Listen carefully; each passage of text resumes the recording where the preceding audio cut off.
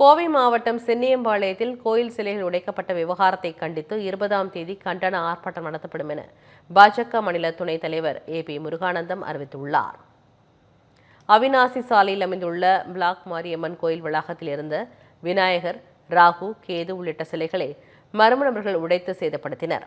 இந்த சம்பவம் கடும் அதிர்வலைகளை ஏற்படுத்திய நிலையில் திரளான பொதுமக்கள் கோயிலில் குவிந்தனர். இதுகுறித்து தகவல் இருந்த காவல் துணை கண்காணிப்பாளர் தங்கராமன் சம்பவ இடத்தில் ஆய்வு மேற்கொண்டதுடன் குற்றவாளிகளை கைது செய்வதாக உறுதியளித்தார். இதனைத் தொடர்ந்து அப்பகுதிக்கு வருகை தந்த பாஜக மாநில துணைத் தலைவர் ஏபி முருகானந்தம் செய்தியாளர்களை சந்தித்தார். அப்போது பேசிய அவர், தமிழகத்தில் சட்டம் ஒழுங்கு சீர்கெட்டு இருப்பதாக குற்றம் சாட்டினார். கோயில் சிலைகளை சேதப்படுத்திய குற்றவாளிகளை கைது செய்ய வலியுறுத்திய அவர், இதனை கண்டித்து நீலம்பூரில் வரும் 20ஆம் தேதி பாஜக சார்பில் கண்டன ஆர்ப்பாட்டம் நடத்தப்படும் என அறிவித்தார்.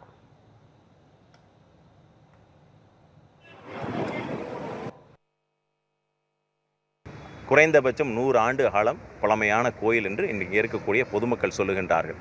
சிசிடிவி வைக்க வேண்டும் அல்லது இந்த விஷயத்தை செய்ய வேண்டும் அப்படின்னு சொல்லி யாரை சொல்லணும், எத்தனையோ விஷயங்களை சொல்லுகின்றார்கள்.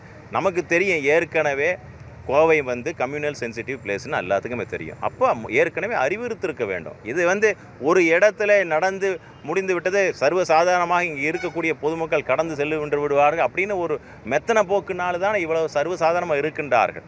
அதனால் நம்ம இந்த இந்து விரோத அரசாங்கம் நிச்சயமாக இதற்கு தக்க பதிலடி நாங்கள் கொடுப்போம். நிச்சயமாக இதற்கு அவர்கள் பதில் சொல்லியே ஆக வேண்டும்.